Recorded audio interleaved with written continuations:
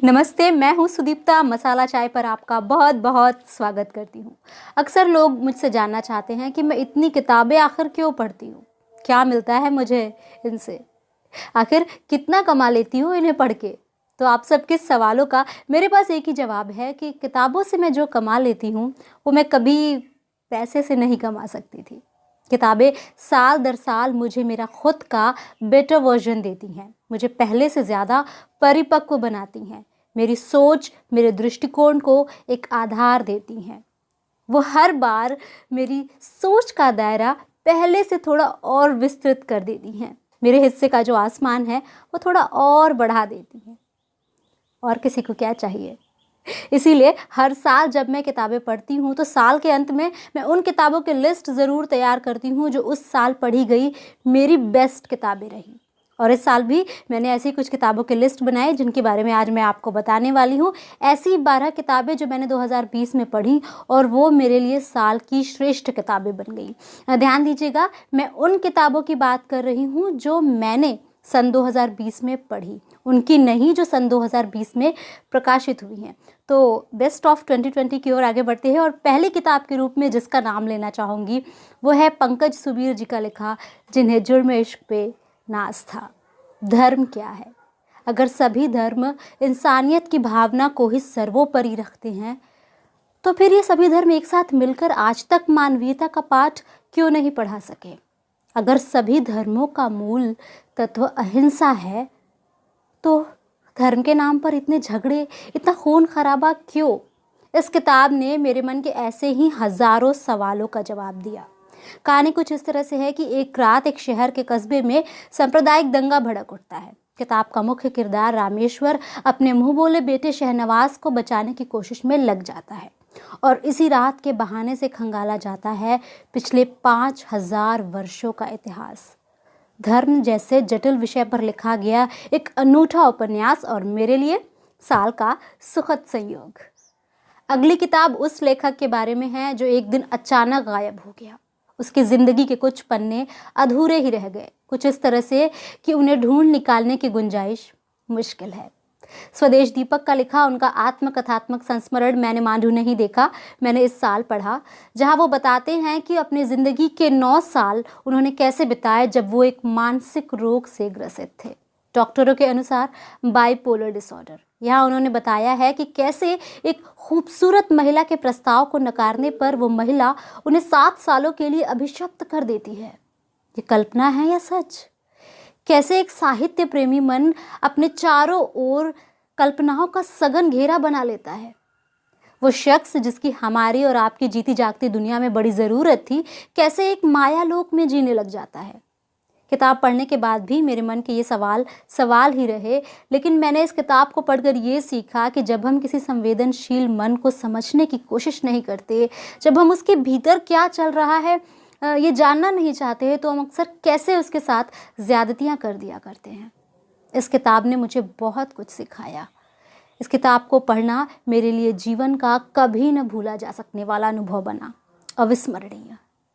अगली किताब जो मेरे दिल के बहुत करीब है और उसका नाम है कालोथियुस है। किशोर चौधरी जी के लिखे लेखों का संस्करण, इसमें उनके लिखे 10 संस्मरण लेख संकलित हैं और मेरे दिल के करीब इसलिए है क्योंकि किशोर चौधरी का लेखन हमेशा मुझे बहुत टच करता है, मुझसे होकर गुजरता है। लेकिन कालोथियुस है पढ़ना, जिसमें जो कहानियाँ हैं लेखक के अनुसार कहानियाँ नहीं हैं किंतु कहानियाँ ही हैं। किसी बिछड़े दोस्त की याद, छोटी छोटी मगर जिंदगी के अर्थ ढूंढती यात्राएं, जीवन से रूठे चर्चित हस्तियों के किस्से, जीवन दर्शन, कुछ लफ्फाजी और कुछ गप्पबाजी, ये सब मिलकर इसे मेरे लिए एक मुकम्मल किताब बनाते हैं। अगर एक वाक्य में कहना चाहूँ तो बस इतना समझ लीजिए कि अगर इस किताब को लिखने से पहले किशोर चौधरी जी मुझसे पूछते कि तुम क्या पढ़ना चाहोगी तो मैं यही कहती, कालोथियुस है। अगली किताब है सत्यजीत राय की लिखी प्रोफेसर शोंकू के कारनामे। ईमानदारी से कहूँ तो मैं सत्यजीत राय की लिखी सिर्फ एक किताब का नाम नहीं ले सकती, क्योंकि इस साल मैंने उन्हें खूब पढ़ा और जितना उन्हें पढ़ा उतना ही मैं उनकी मुरीद होती गई। प्रोफेसर शोंकू जो है वो सत्यजीत राय का गढ़ा हुआ एक काल्पनिक किरदार है, जो कि एक वैज्ञानिक है और एक खोजी भी। वो अपने नए नए प्रयोगों से विज्ञान के अनबुझे रहस्यों को सुलझाने की कोशिश करते हैं और फैंटेसी भरी दुनिया की अनोखी यात्रा की सैर पर ले जाते हैं। प्रोफेसर शोंकू के कारनामे, इस किताब का हिंदी वर्जन जब मुझे पेपर बैक में नहीं मिला तो मैंने इसे ढूंढ ढूंढ कर किंडल पर पढ़ा और फिर स्टोरी टेल पर भी इसे ढूंढ कर खूब सुना। ये एक ऐसा कैरेक्टर है जिसके बारे में मैं अगर ये कहूँ टू बी वेरी ऑनेस्ट कि मेरे द्वारा पढ़े गए आज तक के सभी किरदारों में सबसे मेस्मराइजिंग कैरेक्टर है। इस किताब को पढ़ना मेरे लिए एक बार फिर से रिफ्रेश हो जाने जैसा अनुभव है।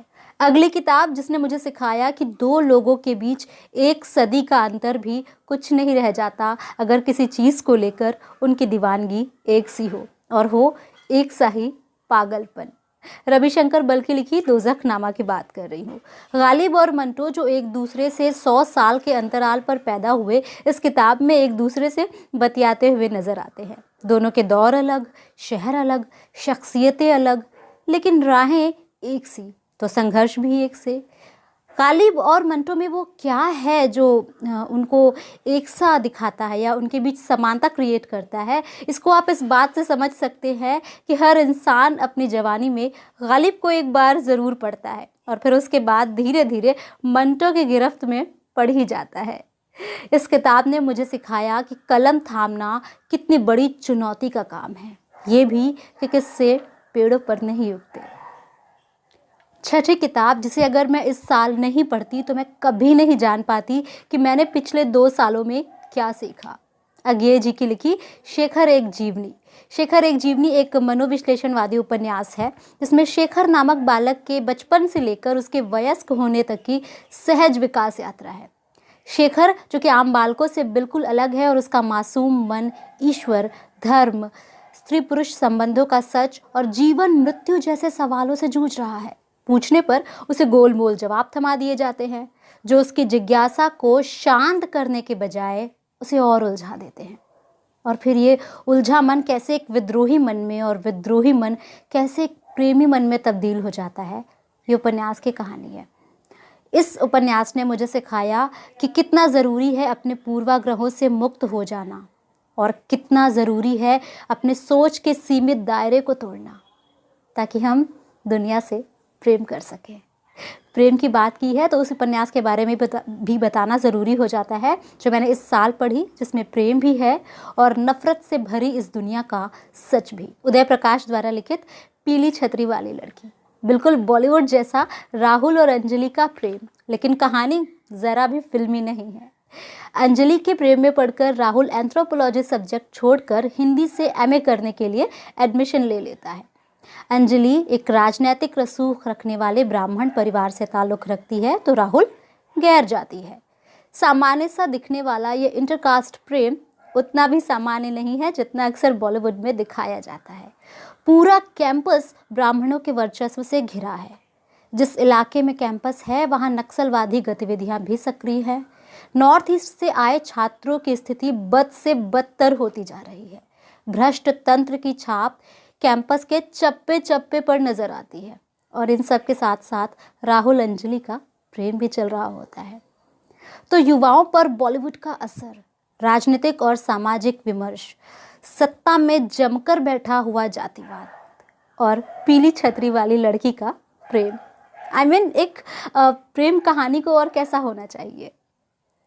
अगली किताब है ललित कुमार की लिखी विटामिन जिंदगी। 4 साल की छोटी सी उम्र में ही उनका पैर पोलियोग्रस्त हो जाता है और उनका जीवन एक संघर्ष में बदल जाता है। लेकिन अपनी दृढ़ इच्छा शक्ति, अपनी मेहनत और अपनी प्रतिभा के बल पर ललित कुमार एक ऐसे मुकाम तक पहुंचते हैं जो आज हम सबके लिए एक मिसाल है। उनके संघर्षरत जीवन की ये गाथा वास्तव में समाज को एक आईना दिखाती है। वो ये बताती है कि एक सभ्य समाज की दिशा में आज भी हम कितने पीछे हैं, कितने संवेदनहीन। और मुझे ये कहने में बिल्कुल भी हिचक नहीं है कि इस किताब ने ही मुझे सिखाया कि एक सभ्य समाज के निर्माण में मेरा क्या योगदान हो सकता है। एक्चुअली इस किताब ने ही मुझे सिखाया कि मन के हारे हार है, मन के जीते जीत। अगले जिस किताब का नाम मैं लेने वाली हूँ उस तरह की किताब लिखे जाने का मैं पिछले 2 सालों से इंतज़ार कर रही थी और वो है सुनो बकुल। एक तो ये ललित निबंधों का संग्रह और उस पर सुशोभित का लिखा हुआ, मेरे लिए तो सोने पर सुहागा जैसी बात हो गई। ललित निबंधों को लिखे जाने का हिंदी में एक अच्छा खासा दौर रहा है, लेकिन इधर बीच इस विधा में लेखन खत्म होता हुआ सा दिख रहा था और मैं हमेशा ये सोचती थी कि अब कुछ ऐसा लिखा जाना चाहिए जो ललित निबंधों की श्रेणी में आता हो और जो रिलेवेंट भी हो। सुनो बकुल ने न सिर्फ मेरा इंतज़ार ख़त्म किया बल्कि विषयों की अपनी विविधता से मुझे चकित भी किया। इतिहास, भूगोल, लोक शास्त्र, धर्म, दर्शन, संस्कृति, भोजन, भजन, क्या नहीं है इसमें। सिर्फ ज्ञान ही नहीं, मौज भी। एक ऐसी रम्य रचना जिसने मुझे साल 2020 का सबसे सुंदर तोहफा दिया। अगली किताब एक रिपोर्ट ताज है जिसे लिखा है फणीश्वर नाथ रेणु ने। किताब का नाम है ऋणजल धनजल। इस किताब में 1966 में बिहार में पड़ने वाला सूखा और 1975 में पटना में आए विनाशकारी बाढ़ का आंखों देखा वर्णन है। इस तरह की विभीषिकाओं के बारे में जब हम पढ़ते हैं जहाँ मौत के मुंह से इंसान जूझ रहा है, जहाँ इंसान के साथ साथ इंसानियत भी मर रही हो, लाचार, बेबस और प्रकृति के आगे असहाय इंसानों का विलाप जब हम सुनते हैं तो अपने आप ही जीवन की निरर्थकता का बोध होने लगता है। ऐसा लगता है लाइफ इज़ नथिंग। लेकिन जब यही दुख, यही वेदना हम रेणु जी की कलम से पढ़ते हैं, उनके द्वारा जब ये बयां की जाती है तो हम इसमें छुपा हुआ जीवन रस भी पाते हैं। प्रकृति के क्रूर व्यंग के आगे रेणु का अल्हड़ हास्य मुग्ध कर दिया मुझे इसने। वो स्थिति की गंभीरता का अंदाज़ा लगाते हैं। उन्हें पता है कि उनके चारों ओर क्या हो रहा है और उससे उनका मन बुरी तरह रो रहा है, लेकिन उनके अंदर की जिंदा दिली, मुश्किलों से दो दो हाथ करने का उनका ठेठ अंदाज यहाँ इस किताब में दिल जीत लेता है।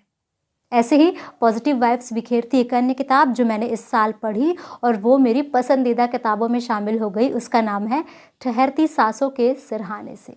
ये एक डायरी है, अनन्या मुखर्जी की डायरी, जिसे उन्होंने तब लिखा जब वो कैंसर जैसी गंभीर बीमारी से जूझ रही थी। शुरू करते वक्त मुझे लगा था कि मैं कई दिनों तक गहरी उदासी में डूब जाने वाली हूँ, लेकिन क्या आप विश्वास करेंगे कि इस किताब को पढ़ लेने के बाद मैंने जीवन जीने का सलीका सीख लिया। जीवन के प्रति अनन्या का आशावादी नजरिया, अपने शौक और अपनी इच्छाओं को दिल खोल कर जीने का उनका अंदाज, अपने आज को स्वीकारने का और जिंदगी से कोई शिकायत न करने का उनका जज्बा, इन सब ने मिलकर मुझ पर जो प्रभाव डाला वो वास्तव में अविस्मरणीय है। मेरे लिए इस साल की सबसे अद्भुत किताब।